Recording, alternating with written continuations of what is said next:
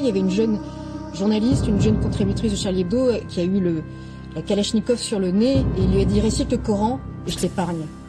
Et elle récitait ça en boucle, elle disait « il m'a dit ça, il avait de très beaux yeux bleus, il m'a dit ça ». Très beaux yeux, je sais plus. Il avait très beaux yeux bleus, il avait très beaux yeux bleus, il avait très beaux yeux bleus, il avait très beaux yeux bleus, il m'a dit ça. Très beaux yeux, je sais plus.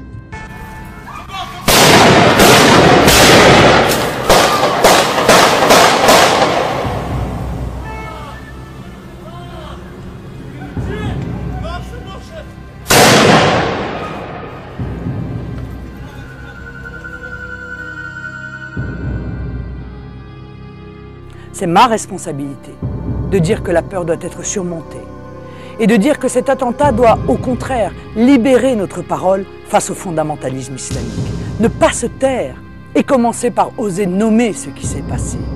Ne pas craindre de dire les mots.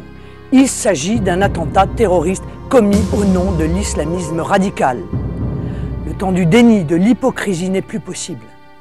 Le refus absolu du fondamentalisme islamique doit être proclamé haut et fort par quiconque tient la vie et la liberté pour les valeurs les plus précieuses. Ce n'est pas la bataille d'Israël, c'est votre bataille, c'est la bataille de la France.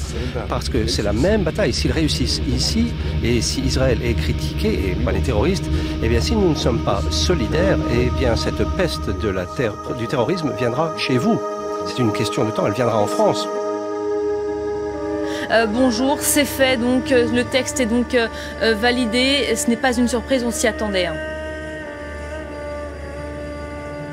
Oui, alors effectivement, on s'y attendait. On s'attendait effectivement à ce que l'ensemble du groupe socialiste vote pour, ou pratiquement de même que les Verts et les communistes. Et finalement, eh bien, écoutez, 339 voix à 151, ben, c'est une majorité claire, hein, bien nette. Et si Israël est critiqué, et pas les terroristes, eh bien, si nous ne sommes pas solidaires, eh bien, cette peste du terrorisme viendra chez vous. C'est une question de temps, elle viendra en France. Elle viendra en France. Elle viendra en France. Elle viendra en France.